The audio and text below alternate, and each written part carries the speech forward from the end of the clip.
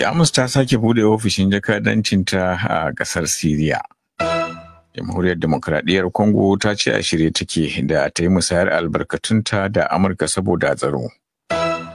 Rayuka sun salwanta a Najeriya a wani sabon haɗari na babbar motar da kaya a Abuja. Jamus ta sake bude ofishin jakadancinta da ke a Siriya, abinda ke nuna dawo da hulɗar diplomasiya da sabuwar gwamnatin ta Siriya. Ƙasar ta Siriya dai yana fuskantar tarin matsalolin jin kai da na tsaro daidai lokacin da ta ƙara ƙarfin ɗamarar saita al'amura bayan kawo ƙarshen jagorancin hambararren shugaban ƙasa wato Bashar al-Assad cikin watan Disamba. Ministan harkokin wajen Jamus Annalena Baerbock ita ce dai ta jagoranci sake bude ofishin jakadancin yau Alhamis a birnin Damascus. Yanzu dai ofishin jakadancin na Jamus na da ma'aikata kalilan ne. To sai dai sannan a hankali za su ci gaba da karuwa yayin da al'amura ke ƙara ingantuwa. Jamus dai na daga cikin ƙasashen duniya da ta karɓi dubban Siriyawa a cikin shekaru 10 da suka gabata saboda gujewa yaƙi da suka yi daga ƙasar. Shugaba Felix Tshisekedi na Jamhuriyar Demokradiyyar Congo ya ce ƙasarsa na da aniyar shiga wata yarjejeniya da Amurka akan albarkatun ƙasa da makamai. Shugaba Tshisekedi ya faɗi hakan ne a wata hira da kafar watsa labaru wato ta Fox News da ke a birnin New York, inda ya ce Congo za ta amince Amurka ta kwashi ma'adinan da kamfanoninta za su amfana da su, yayin da ita kuma Congon za ta samu damar ƙarfafa tsaronta. Hakanan a cikin kalamansa shugaba Tshisekedi ya ce yana ganin Amurka na iya amfani da ƙarfi ko takunkumai waɗanda za su taka ƙungiyoyin tawaye birki a Congo. Jamhuriyar Demokradiyyar Congo dai da ke da arzikin ma'adinan cobalt da lithium da ma uranium gami da ƙarin wasu. Ta kwashe lokaci tana fama da rikicin 'yan tawaye inda mayakan ƙungiyar M23 ke ƙwace mata iyakokinta a yanzu. To labaran duniyar na zuwa muku ne daga nan sashen Hausa na DW. Firaministan ƙasar Habasha Abiy Ahmed ya ce gwamnatinsa ba ta buƙatar wata rigima da makauciyarta Eritrea akan abin da ya danganci damar zirga-zirgar kayayyaki ta teku. Kafin yanzu dai batun hanyar fita da shigar kayayyaki ta tekun babbar matsala ce da ke a tsakanin ƙasashen biyu. To sai dai a yanzu a cewar Abiy Ahmed gwamnatin tasa na ƙoƙari kan yadda za a warware wannan matsala ta hanyar maslaha. Cikin 'yan makonnin da suka gabata ne dai fargaba ta karu bayan haɗa kan sojojinta da Eritrea ta yi, sannan ita ma Habashar ta jibge nata sojojin a kusa da iyakar ƙasashen biyu. Ana dai kallon sabon rikici a tsakanin ƙasashen masu ƙarfin soji a yankin kusurwar Afirka na iya na iya shafar kima da ma yabo da Abiy Ahmed ɗin na Habasha ya samu, wanda ya kai shi ga samun lambar yabo ta Nobel a fannin zaman lafiya a shekarar 2019. 'Yan sanda a Najeriya sun ce akalla mutane 6 ne suka salwanta a Abuja babban birnin kasar sakamakon fashewar da wata babbar motar dakon kaya ta yi a tsakiyar cunkoson ababen hawa. Lamarin da ya faru da yammacin jiya Laraba ya faru ne a kusa da gadar Nyanya kimanin mil 6 da tsakiyar Abuja. Shaidu dai sun ce adadin rayukan da suka salwanta sun zarta alƙaluman da jami'an 'yan sandan suka sanar. Babbar motar da ke shaƙe da siminti ta kwace wa matukinta ne sannan ta kutsa cikin ƙananan motoci aƙalla 14 a cewar sanarwar 'yan sandan. Babbar motar dai ta fashe ne sakamakon manyan tukwanen iskar gas da take amfani da su a matsayin makamashi da ake kira CNG. Hatsarin manyan motoci a Najeriya dai na laƙume rayuka masu yawa saboda abin da ake dangantawa da rashin tsarin sufuri na jiragen ƙasa a ƙasar. To jama'a ƙarshen labaran duniyar kenan daga nan sashen Hausa na DW, za mu miƙa ku ga Musa. Wanda Muntaka Ahiwa ya karanto mana kai tsaye. DW harkokin yau. A rahotannin mu yau za ku ji cewa a kowace shekara a kasar Togo ana tilastawa dabban 'yan mata da suke dauke da juna biyu katse karatunsu na wucin gadi ko kuma na dandandan. Amma kafin sannan bar mu fara daga Najeriya.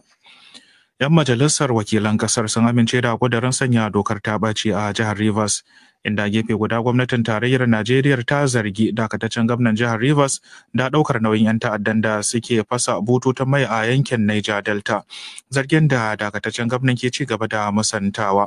Wakilinmu na yankin Niger Delta, Muhammad Bello, ya aiko mana da rahoto kan halin da ake ciki a jihar ta Rivers.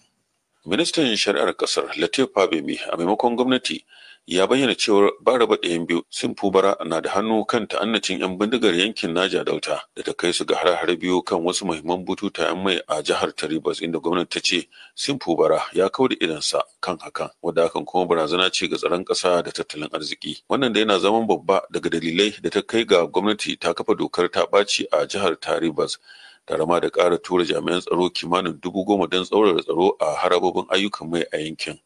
Dore da cewar shugaban ƙasa Tinubu ya ayyana dokar ta ɓaci, tare ma da rantsar da kantoman rikon ragamar mulkin jihar ta Rivers, masana dokoki na kwarzanta cewar dole ne sai shugaban ƙasar ya saurari sahalewar majalisun tarayyar ƙasar kafin dokar ta ɓacin ta fara aiki. Tun jiya ne kuma da ma har yau ɗin majalisun biyu na tarayya suka ɗau zafi cikin hargowa ta muhawara kan wannan batu.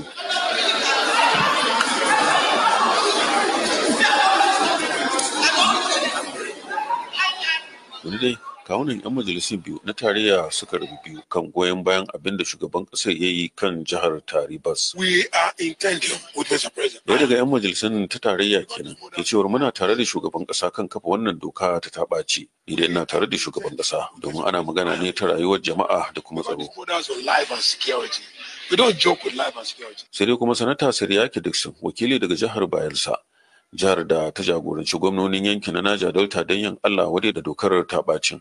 Ra'ayinsa na nuna ba sa tare da shugaban ƙasa kan wannan doka. After the declaration which the president has done, what he has done has not actually. Ya ce ayyana dokar ta ɓaci da shugaban ƙasa ya yi bai nuna tabbatar dokar ba tukun, face fa ya fara ɗaukar turbar riskar tabbatar dokar, domin ƙarfin doka mai lamba 305 ba ta kai ba shi ikon tabbatar da dokar ba, har fa sai 'yan majalisu biyu kuma 2/3 sun aminta da ayyanawar shugaban ƙasar, sannan abu matakan jin ra'ayoyinmu, kuma a yanzu ma dai kai ya rarrabu, don haka ne ma nake ganin zai wuya dokar ta ɓacin ta samu wucewa. Some who are in support, but I can tell you it will be a difficult thing to get it passed. Right Honorable Ikenga Ugo Chinyere, dan majalisar ƙasa ne daga jihar Imo. Of course, I will oppose it. Ya ce ba shakka ba zan goyi bayan shugaban ƙasa ba kan wannan doka, tunda shugaban ƙasa ba shi da ikon sauke zaɓaɓɓen gwamna, kuma shi ma shugaban ƙasar ya soki irin hakan lokacin tsohon shugaba Jonathan. Tinubu was one of the people who vehemently resisted it and said that it is a dangerous trend. To sai dai kuma yayin da ake cikin rudamin tabbatar da dokar ta ɓacin kan tsarin doka da shugaban ƙasar ya ayyana tuni, kantoman da zai rikon jihar ta Rivers, Vice Admiral Eboka Ete Ebas, tuni ya iso jihar Rivers tare da bayyana alƙiblar gwamnatinsa. We know the circumstances that led to where we are here. Mr. President made ya ce mun san dalilin kawowa gabar da ake, kuma shugaban ƙasa ya faɗa batun tsaro ne, sai da tsaro ake samar da kowane ci gaba, na haka zan yi tsaye tare da haɗin kan jama'ar jihar Rivers don cimma hakan don amfanin jihar ta Rivers da ma Najeriya baki ɗaya. The people and government of Rivers State and Nigeria at large. Majalisun tarayyar ƙasar dai yana nan yanzu na ci gaba da zaman cimma matsaya kan dokar ta ɓacin. Muhammad Bello, DW Hausa, Niger Delta. To har yanzu dai dangane da wannan batu bangarori daban-daban na ci gaba da mai da martani dangane da matsayar kungiyar gwamnonin jam'iyyar hamayya ta PDP a Najeriya game da matakin da shugaban kasa Bola Ahmed Tinubu ya dauka na saka dokar ta ɓaci a jihar ta Rivers. Wakilin Bauchi Aliyu Muhammad Waziri da gwamnan Bauchin shine shugaban kungiyar gwamnonin PDP a Najeriya ya jiyo mana martanin da al'ummar jihar ke yi, ga kuma rahoton da ya aiko mana. Ƙungiyar gwamnonin jam'iyyar ta PDP ta fidda wannan sanarwa ce ɗauke da sa hannun gwamnan jihar Bauchi Sanata Bala Abdulkadir Muhammad ta bakin mai magana da yawunta Dr. Emmanuel Agbo, wacce ta bayyana cewa za ta kalubalanci matakin da shugaban Najeriya Alhaji Bola Ahmed Tinubu ya ɗauka ta hanyar da doka ta tanadar. Domin a cewarta hakan ya saba wa demokuraɗiyya, don haka ba za su naɗa hannu su zauna a gefe ba, ya zama ana yin abin da aka ga dama. Alhaji Falalu Atta shine mataimakin shugaban jam'iyyar PDP a jihar Bauchi. In 'yan Najeriya sun yarda da abin da suka yi shiru, to na tabbatar maka da demokradiyya ta lalace. saboda an canja abun ya koma ana nema a yi shi kaman mulkin mallaka ko kuma ana nema a mai da 'yan Najeriya ba su san abin da suke yi ba. Domin abin da ya kamata a yi abu constitution, abu tsarin mulkin Najeriya, in za a yanke hukunci a yanke hukunci. To yanzu ko duka a shugaban kasa ya bar wannan layin yana yin abin da ransa yake so. Ba wai PDP ba, duk ɗan Najeriya idan ya bar wannan abin ko ya goyi bayansa to ya shafa kansa ruwa. Da haka ya kamata, kamar ma yanzu ba mulkin demokradiyya ake ba, shi kuma ba soja ba, wani mulki ne da mu san kansa ba. Ko da yake jam'iyyar APC da ke mulkin ƙasa tana ganin abin da ta yi yana kan ƙa'ida, don kuwa ta yi shi ne don maslaha da kuma tabbatar da ba a yi karantsewa tsarin demokuraɗiyya ba. Sai dai kawai duk abin da suka yi ba lalle ne dama 'yan hamayya su yarda ba. A cewar Muhammad A. Hassan, wadda shi ne shugaban jam'iyyar APC ta jihar Bauchi, matsayar da ƙungiyar gwamnonin PDP ta ɗauka ba wani abin mamaki ba ne, domin sun daɗe da sanin irin hamayyar da ƙauren Bauchi yake yi da jam'iyyar su ta APC. Amma mu ba ma mamaki, duk ɗan jihar Bauchi baya mamakin irin wannan maganganu na shaci faɗi na gwamna Bala Muhammad, domin haka yi su lokacin da ya zo kamfen na farko. Amma wanda bai san shi ba sai abin nan, amma muna yi wa Allah subhanahu wataala godiya tunda yanzu dai an fara yin walƙiya, ana ganin idan na duhu, ita ma federal government din ta gane cewa wane ne Bala Muhammad din nan ne kan, da kuma irin abubuwan da yake faɗa a kanta ko akan wasu mutane. Amma mu wannan abun ba bakon mu bane, Bala ya saba irin waɗannan abubuwa din, kuma yana cewa baya jin shakkan kowa zai ta kowa da shauransu har shugaban ƙasan. To jama'a, shugaban ƙasa in wasa ne, gwamna fa ba wasa bane. Masana da masharhanta ma dai na tofa albarkacin bakin su kan wannan batu, kasancewar a tasu mahangar wata babbar barazana ce ga tafarkin demokuraɗiyyar da ake tutiyar ta ɗau seti sama da shekaru 25 da suka gabata. Ko da yake matsayar ƙungiyar gwamnonin PDP a fahimtar masharhancin lamuran siyasa a jihar Bauchi, Comrade Abdullahi Muhammad Koli, kamar ihu ne bayan hari. Magana gaskiya shine kamar ƙungiyar gwamnonin PDP kusan ta makara, domin aikin gama ya gama kuma ya zama fargar jaji. Domin ya kamata a ce tun farko ita jam'iyyar PDP ta ɗau matakan da ya fi waɗannan matakai da suka ɗauka a farko, ba sai sun sake har an yi musu rauni ba. Kuma an suka ci gaba da saurare suna ganin cewa abubuwa da su musu kyau, to wannan mataki na farko ne, sauran matakai na biyowa baya. Kuma yawanci ana bullo musu da manyan al'amura ne wanda ba zai magantu a lokaci guda ba. Aliyu Muhammad Waziri, DW Hausa daga Bauchi a Najeriya. To yanzu kuma ga wannan sako dangane da dambarwar siyasar Rivers. DW ra'ayin malamai. Matakin da shugaban Najeriya Bola Ahmed Tinubu ya ɗauka na sanya dokar ta ɓaci a jihar Rivers tare da dakatar da gwamnan jihar Siminalayi Fabura ya sake dawo da muhawarar zargin karan tsaye ga kundin tsarin mulkin Najeriya, duk da cewa matakin na shan fassara daga bangarori da dama, kama daga masana shari'a. Shugaban ƙasa bai da daban da zai cire gwamna, shi gwamna ko dipiti gwamna ko 'yan majalisu za a iya cire su ne a ƙarƙashin sashi na 180.